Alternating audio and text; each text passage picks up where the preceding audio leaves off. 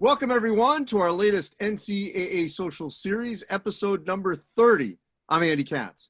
Pleased to be joined, as I am almost every week, by NCAA Chief Medical Officer, Dr. Brian Hainline, and Danielle Donehew, who is the Executive Director of the Women's Basketball Coaches Association, and Craig Robinson, the newly named Executive Director of the National Association of Basketball Coaches. Brian, I want to start with you in terms of sort of laying the ground rules here. In men's and women's college basketball, practices have started officially this week. And so games are supposed to start Thanksgiving week. And we hope that we can get all the way through to the NCAA men's and women's tournament in March and into early April.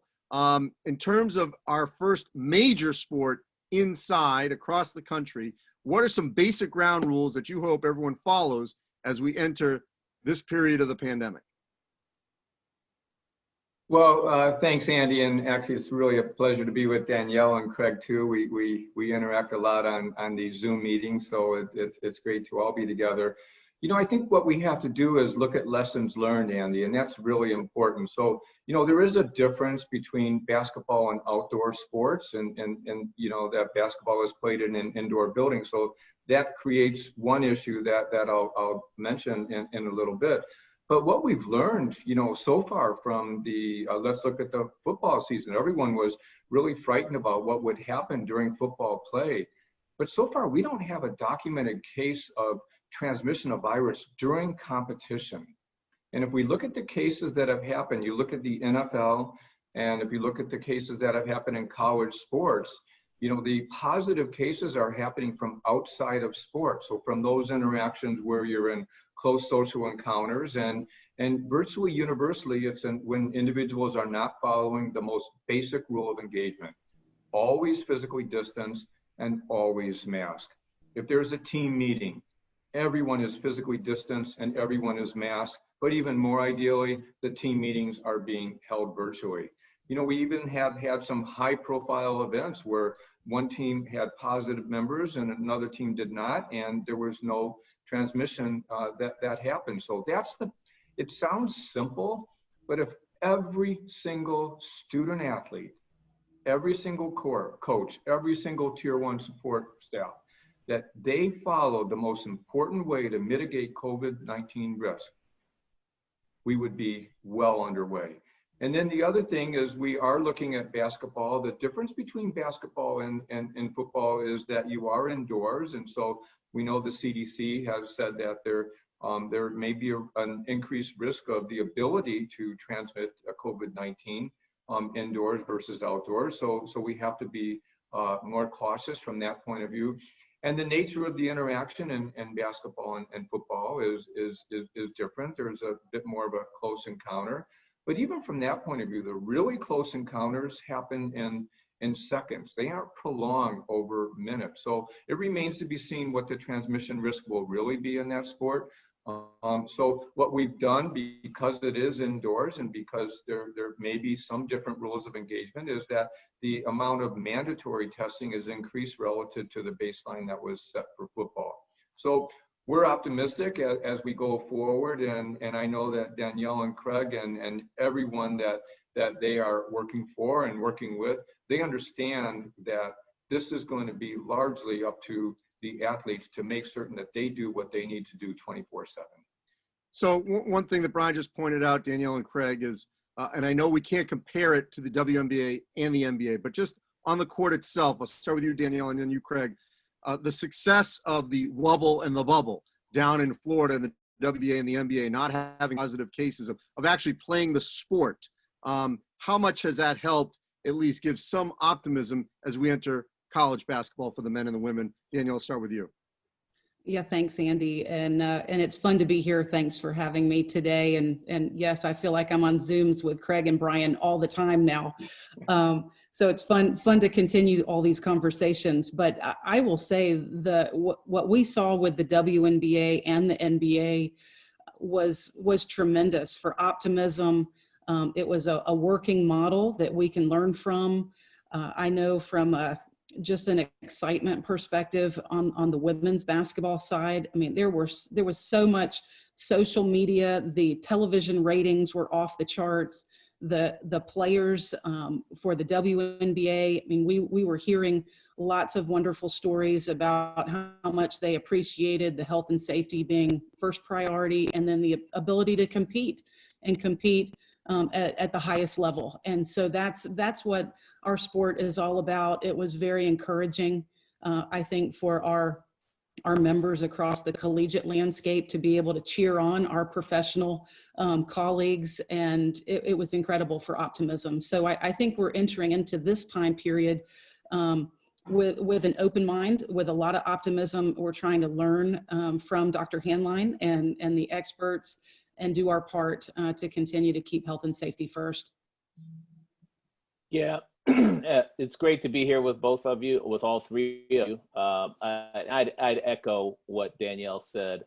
The NBA has given us a nice model, and not just from sort of an organizational standpoint, but for our players and our coaches to model that kind of behavior, because we're going to have to be on our most stringent behavior to make sure we can get through this season, Andy. And but what I'd like to point out to you and to the folks out in the audience is that I have not seen so much collegial effort in working together from our coaches across Division I than what I've seen in these weeks and months since I've been with the NABC. Everybody's goal is to get the season in, and Dr. Hainline's done a great job in educating us. He's done a great job in warning us. I think there's a feeling of cautious optimism, and we're just and I'll echo what everyone else has said. We're just trying to do what's best for our players and our coaches and our communities. But everybody is excited to get practice going and get the games going. All right, so I want to sort of pick apart some things that we saw work. Obviously, let's not deal with off the court, because no teams are going to be in a controlled hotel environment for the next 4 months. So let's forget that. Let's deal with what we could see. And you tell me both on the men's, women's side, and Brian, I want you to chime in, obviously, and I'll just throw out a couple of these. So first off, benches. What are the chances that we will see the benches spread out, alternating sort of seating on the benches for the players? Let's start with that topic. We can go around, and I'll start with you, Danielle, and then we'll just go around our little circle, our little square here. Okay, sounds great. So in terms of the benches, I believe in so many of the conversations we've all had, we did see a model with the WNBA and the NBA that worked, and their benches were different. And so we are going to need to encourage a different look and spacing to the benches. One of the challenges certainly across our NCAA membership from divisions 1, 2, 3 is all the arenas or gyms. They all have different opportunities for spacing, right? There's different looks to every playing facility. And so the individual game management staff is going to have to do their best to create space on the bench to protect all the participants, whether it's the student athletes, the coaches, certainly where the fans are going to sit in behind the benches, maybe move those fans back, all around that bench area. We're going to need to make sure that we're putting health and safety first, creating more space, and that may look a little bit different at every playing facility since they all are unique.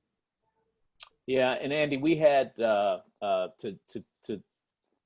look at this in another way. We just had J.D. Collins, the head of officiating for the NCAA, talk to a group of our coaches, and interacting with the bench from a ref standpoint is going to look different too, right? We've got to make sure our coaches remain socially distant and wear their mask when they're conversing with players and with the coaches.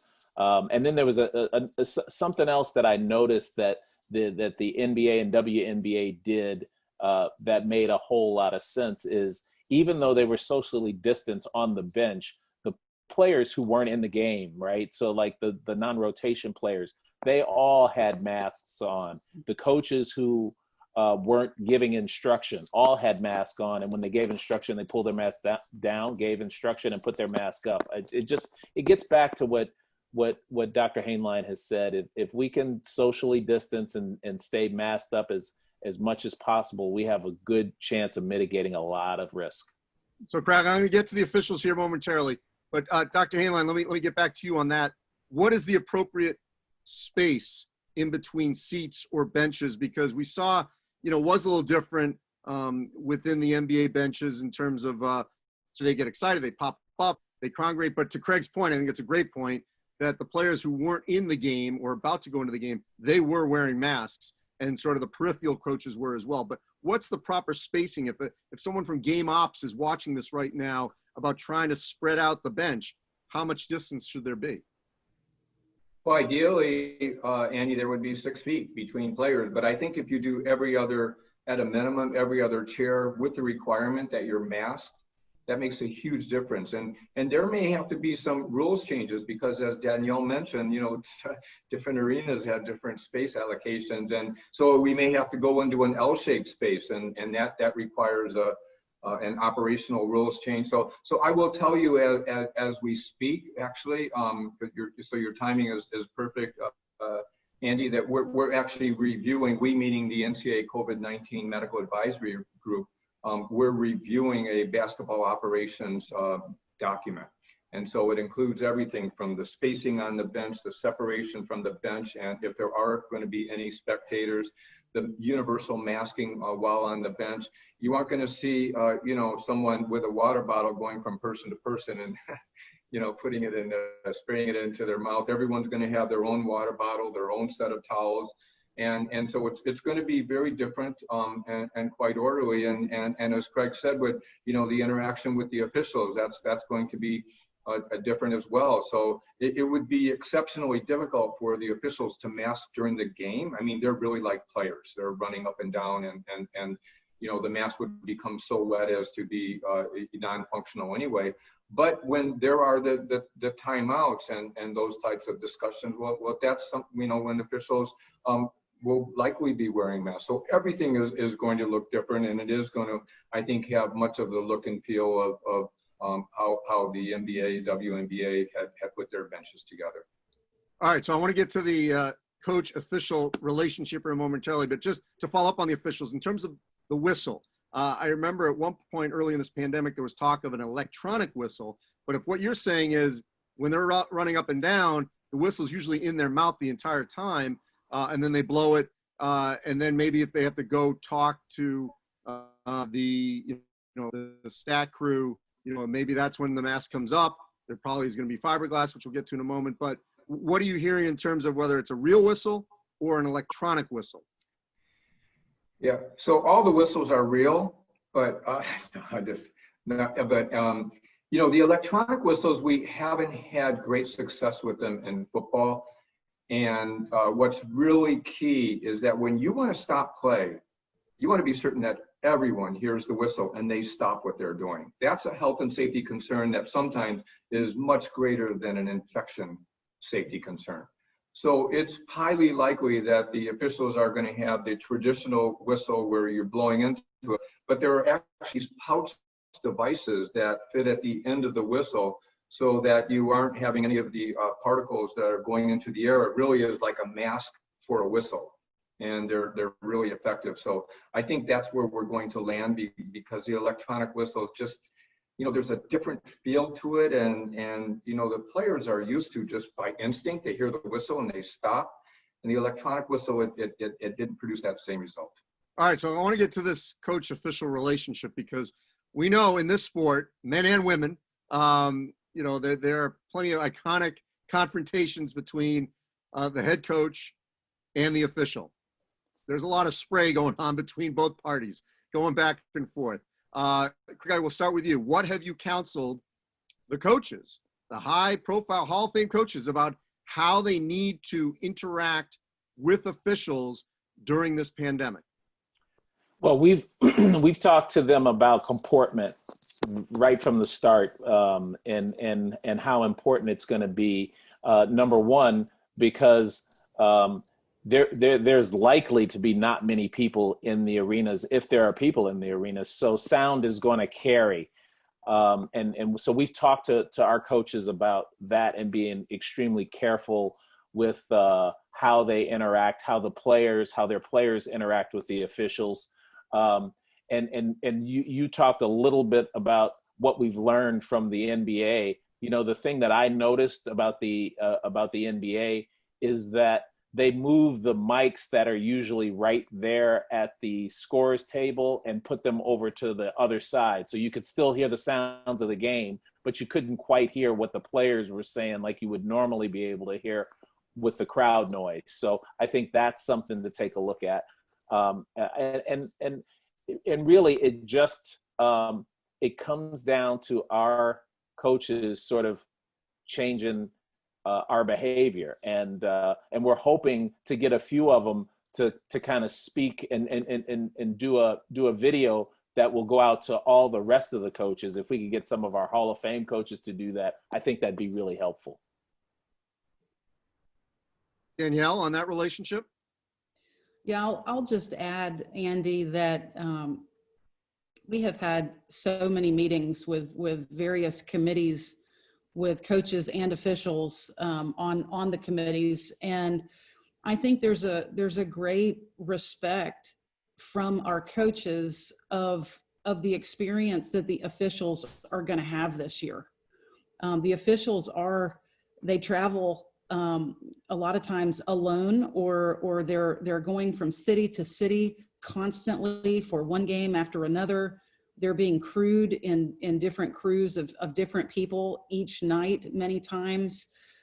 There's a number of game operations in the sense of when an official is supposed to arrive to the game, when is an official supposed to be out on the floor, when is an official supposed to do all sorts of things. One example would be, we have a mechanic in the women's game where after a call is made, before COVID, an official is supposed to go and stand by the coach, right, to be able to explain the call if needed. And so some of those mechanics are going to have to be different this year and create some of that space. But I will say, you know, back to my beginning comment, I think there's a great respect from our coaches for what the officials are going to have to go through this year.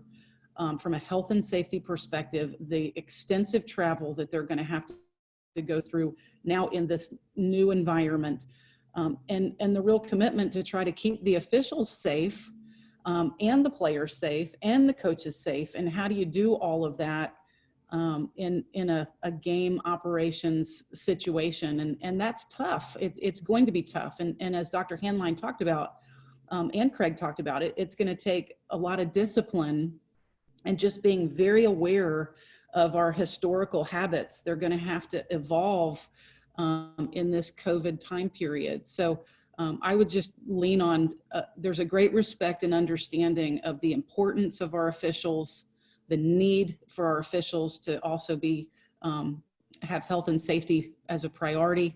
Our coaches are committed to that as well. And then we all want to work really well together as a team to help the season be successful. So, Craig, Danielle brings up a great point, and there actually were a couple officials, if you remember, back in March that tested positive. Once everything shut down, we heard about this after the fact in a couple of conference tournaments. Normally, officials are somewhat tied to specific conferences, and they don't always live in that region. Now, they are independent contractors. That's a major difference between the NBA, WNBA, and college sports. So, Craig, what are the chances we could see these officials sort of cutting those conference ties to stay more regionalized so that they don't travel as much? And that may affect their salary because different leagues pay different prices. Yet, for their own safety and for the safety of the student athletes and the coaches, it may not be prudent for them to be flying from the Midwest to the East Coast and back, or to the West Coast, and really staying regionalized. Craig? Yeah, Andy, that's a great point, and we've talked about that in our groups, and we're just prepared, and we've been told been counseled by the NCAA to be prepared, where you would usually not see the same official you'd see them once or twice a month. This could be a situation where you see the same official or officials for 3 games in a row, just depending on the logistics of travel and COVID outbreaks in and of itself. So, and in addition to that, we've also been counseled that you might have a couple of officials who are used to working in one conference, and you may have a third official who is a local or a regional pickup that is in your area and may not have the same experience as the other 2 officials. That might be your crew. But again, it comes back to, we all are trying to stay as flexible as possible. We're trying to be as team oriented as possible. And we're just trying to make our way through this so we can have a season. So Brian, this is my counter to, I talk to coaches literally every day. And, one of the things that said, well, how am I supposed to talk to my team with a mask on? We're in the huddle, it's heated, game's close and all that. And my counter is, well, normally you have to talk loud because there's a crowd and it gets really loud. We may have piped in music and things like that, but if we have any fans, it's certainly not going to be what we're used to at Cameron or Fog Allen or anything like that. But what would be your counsel, Brian, to these coaches who say, when we get in that huddle and I really want to express myself, how can I do it with a mask on? Well, I would practice a lot with a mask. And it sounds like I'm being facetious, but when you really get used to wearing a mask, I mean, it used to be, look, I mean, I'm in New York now, and everyone wears a mask, and the museums are now opening, and it's 25% people wear masks, and it used to be, it was really uncomfortable with a mask. You didn't like it. Now you wear a mask all day long, and it's fine. You interact with your neighbors and you speak in masks. And the coaches, honestly, I really believe that you have to practice doing that, because part of it is the perception that you can't be heard. Part of it is that, the emotions that you're really trying to display, which a lot of it is through how your facial muscles contract in different ways, you're going to have to let that go. And as you mentioned, as others mentioned, the noise in the background will be a lot different. And so there's every reason to believe that you should be able to do that. So it's just one more step that we have to do. And in some ways, it's kind of like a fire drill practice, where you have to keep repeating it, because in the heat of the moment, the emotions take over. There's going to have to be a lot of repetitious behavior, as Danielle and Craig talked about. It's new behavior, it's learned behavior, and they should be starting now. So Danielle and Craig, I mean, what are you hearing? I mean, we've got Hall of Famers on all sides, whether it's Gino or Kim Mulkey or Tara Vanderveer and Coach K, Boeheim, Roy, I mean, Cal. What are you hearing from these figures about wearing a mask during games, during timeouts, for their own health and safety, in addition to everyone around them? I'll start with you, Danielle. Well, I can tell you from the conversations that we've had with our board, we have internal working groups and committees and conference captains and all sorts of different groups where we're getting feedback. Our coaches are excited to play. They're excited to practice. They're excited to compete. This is, everybody knows this is a new time. This is a different time. And this is what's required to keep people safe. And so our coaches are all in doing the right thing from a health and safety perspective. I have not heard of one coach who's going to complain about wearing a mask or complain about some of these health and safety issues. Our coaches are really looking forward to practicing, to competing, to making sure that their student athletes and their fellow coaches are safe as we go through this season. And so I think you're going to see from our side, and I know I've had many conversations with Craig, I think you're going to see a greater family of basketball coaches and student athletes all being thankful to compete and doing the right thing to protect one another.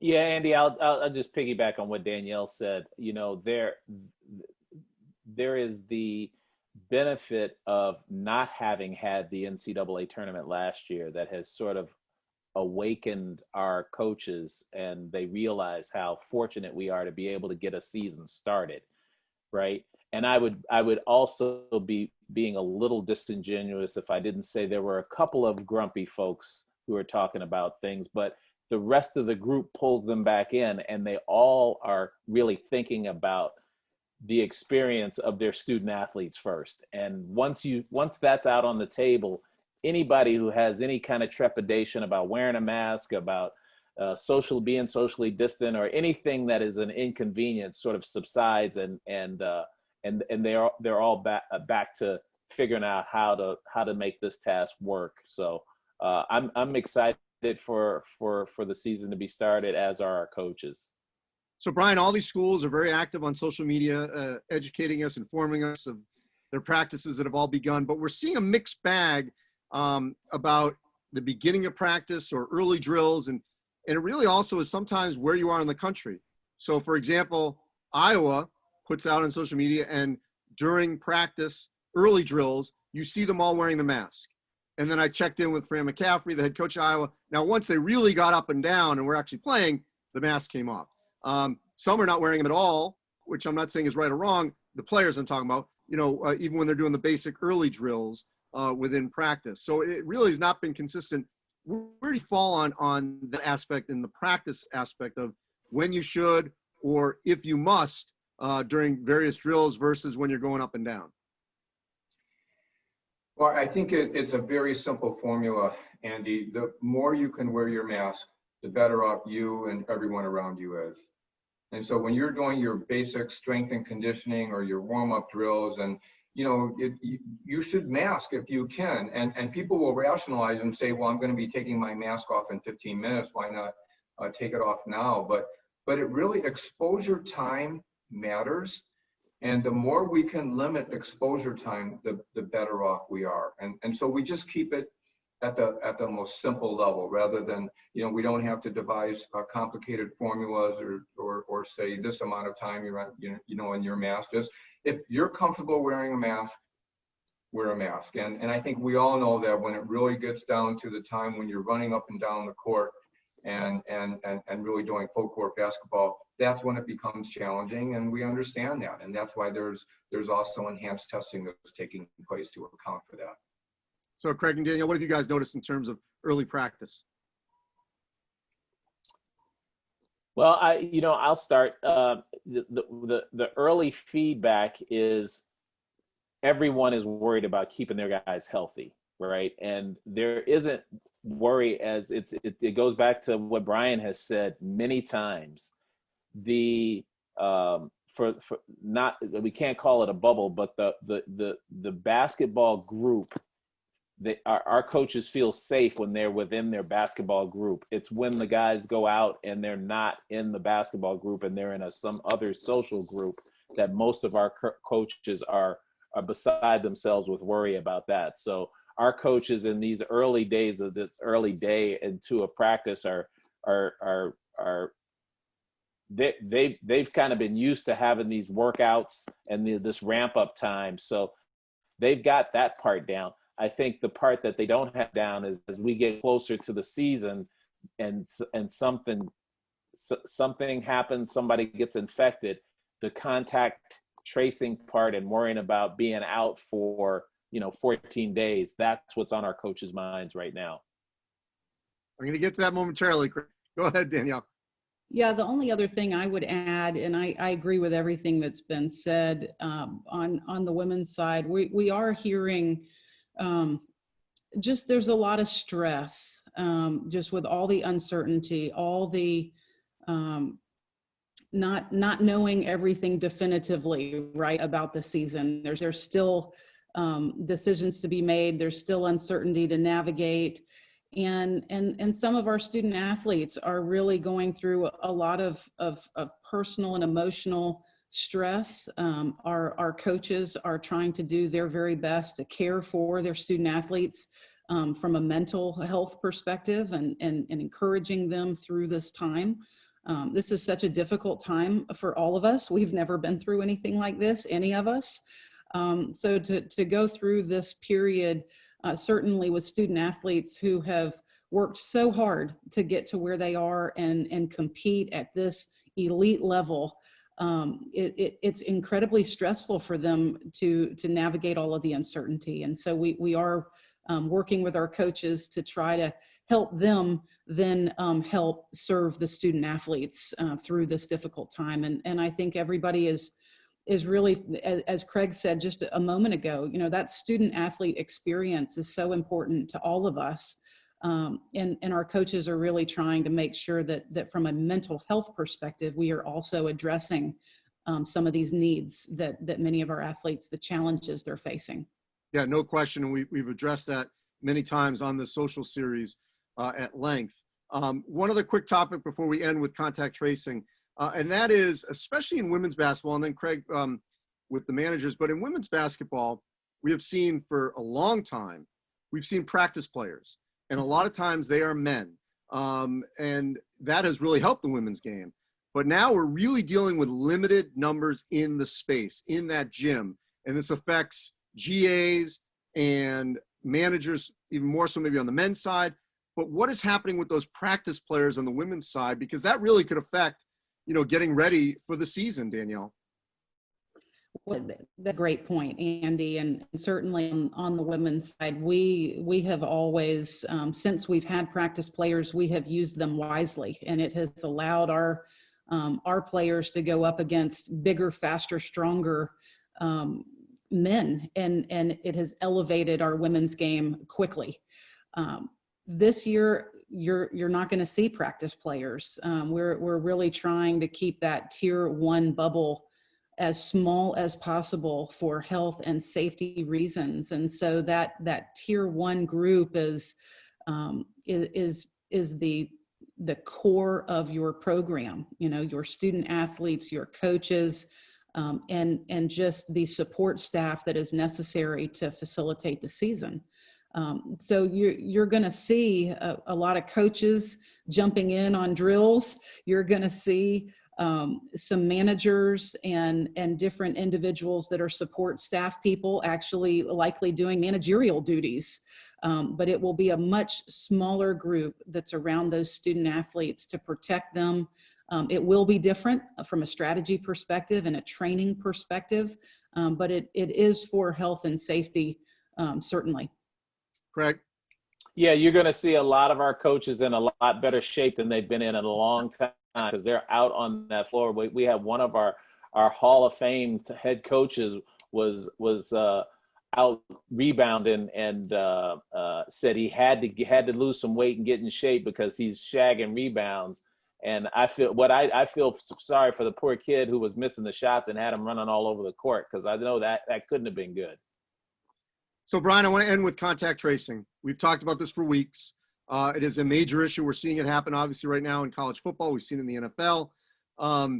There are products out there. The SEC is using a product where you can put it in your uniform and actually will determine how long you were next to a particular player on, whether you're a defensive lineman and maybe you never even came across the quarterback and the quarterback ended up testing positive. On the basketball side, I know this is something that high-profile schools are looking at in the SEC, especially where, okay, maybe my postman is against the other post, but you know what? He never even came into contact with that guard on the other team who tested positive.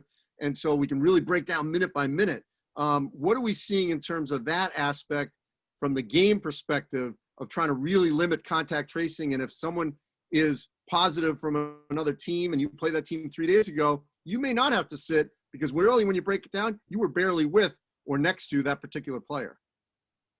Yeah, it's a great point, Andy. And, I'll tell you, again, football is a very different sport, but when that was being utilized, it still is by some schools, but with the NFL as well. What they really found is that what was happening in the athletics realm was not really relevant. It was always outside of the athletics realm. So that's where the contact tracing becomes very important.